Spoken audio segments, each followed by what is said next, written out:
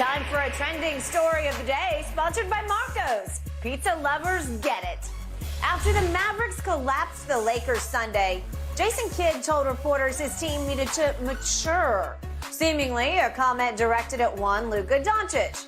After practice yesterday, no surprise, reporters asked Kidd about how publicly calling out Luka could impact their relationship. Kidd said, quote, "My job is to help him be better. I don't know that it's tough love. It's just being honest and seeing where he can be better. The line of communication is always open. I think when you look at our relationship, it's a really healthy and good relationship where he knows I'm trying to help him." Shannon, how do you think Luka's going to take Jason Kidd's public criticisms? He should take it to heart and say, this is what I need to do. If he takes it any other way, he proves Jason Kidd's point, that he's immature and he hasn't grown up and he hasn't learned anything. That was the problem with Rick Carlisle was trying to correct him, trying to coach him, and he didn't want that. So now what do? What does Mark Cuban do? Keep firing and hiring coaches because Luka wants to be a baby and doesn't want to improve? Yes. Stop complaining. You complaining, and next thing we know, they're heading up court with a 5-on-4 because you're back there looking at the official talking about, I didn't get a call. They laying the ball in the basket. They're going to call what they're going to call. You make your point. But, Luka, you can't complain with every call because then they say, even when you do get fouled, it's like, oh, you bulljive, you faking it. That is fact. So, Kidd... And you just antagonize and antagonize until they say, hell with you. Yeah, I'm done with you. I'm tired. I'm literally swallowing my whistle. That is correct. He had as many turnovers the last 36 minutes as he had field goals. Luka, you're a phenomenal player. But, bruh, you cannot protest every single call. Every time you go to the basket, every little bump, every little touch, you can't do that because they're like, bruh, can you stop? We heard you the first time. So I'm glad Kidd is like, look, I got to coach the kid. My job is to coach him, is to try to help him get better. Yeah. And if he wants to get better, he says that he does. He'll take what I say, listen to what I have to say, and try to improve upon that. But he should not be like, oh, you gonna coach me? Yeah, that's kind of my job. Shannon Sharp. Jason Kidd is going to get himself fired. Luka is becoming a coach killer because I think he's virtually uncoachable. He does have lane genius about him. You've been a big fan of his from the start. I've never seen anything quite like his rhythm in the paint because it's unmatchable. He gets in the paint. He doesn't look strong. He doesn't look fit, but he's got a God-given sort of anti-rhythm to him where you can't mirror him. Right. And he'll figure out how to get you up off your feet or get up and under you. And he's highly skilled, and he will score on you at will in the paint, and he'll make you look foolish in the paint, he knows it. Yes. So he's got that going. He has worked harder and harder on his three-point shot. It's getting to be a little more lethal where he's making you respect it a little bit more. He's working harder on his free throws.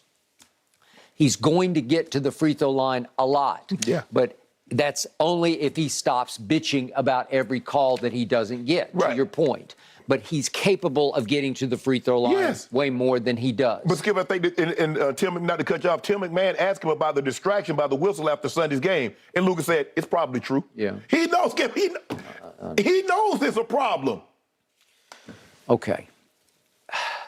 But now there's a bigger problem, and that is his new co-star. It just doesn't look right to my eye. I first guessed it. I said, I don't think it'll work because the problem is Kyrie is coming in with the proverbial ring. He made a big shot in a Game 7 to win a championship ring alongside LeBron. You can make a case because of LeBron. Right. But he won it, and he knows he's got a ring, and he knows Luka is ringless. Right. So Kyrie walks in the door in Dallas, Texas, and says, hey, you're the man. No, he doesn't really believe that. Kyrie thinks he's the man because he's much older, obviously, and he's been there and done all that and been around several blocks that this kid hasn't been around yet. Today is his birthday. Happy birthday to Jen. Happy birthday to Luka. But he's just now 24 years of age. 24. Yep. And yet he played professional basketball in Europe when he was like 13. So he feels veteran to me. And I'm not sure he's going to grow up right before your very eyes. I'm just not sure because I think he plays in his own world, in his own head. I think because Mark Cuban is really close to his players, I think you need to call him in and talk to him. Okay, I agree. But he loves this guy like he loved Dirk. Yeah. But Dirk got him a championship. Yeah. Okay. I mean, I think this kid has the ability, has the potential to be better than Dirk.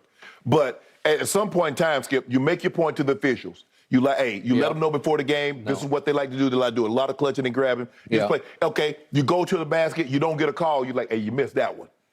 It's Skip, okay? You move along. Okay. But every time, hey, you missed that one. Okay. You missed that one. Hey, come on, man, give me. All right, but he has a new issue going on. I don't think he loves playing with Kyrie because they're exactly the same player in impact. They do the same thing. They don't look the same. Right. But their impact, they need the basketball and they need to be able to operate with the basketball in a solo type sequence where you're ISOing, you're letting him, this is his turn to go do what he does. Kyrie's got the great handle. So does he. He's got a great handle. Yeah. And he can get in the lane on anybody. We get all that. But the point is, his body language is telling me that he doesn't like playing with Kyrie because he's deferring to the point that he's just disappearing. And I'm going to give you the stat again. So they played 3 full fourth quarters together.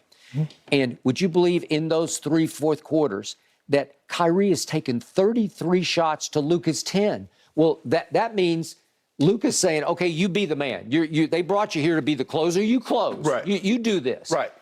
He looks out of sorts. He looks off kilter to me. His body language doesn't look right. And what happened Sunday in Dallas, Texas was not right. You know and I know. They blew a 27-point lead where he was dominant for 1 quarter.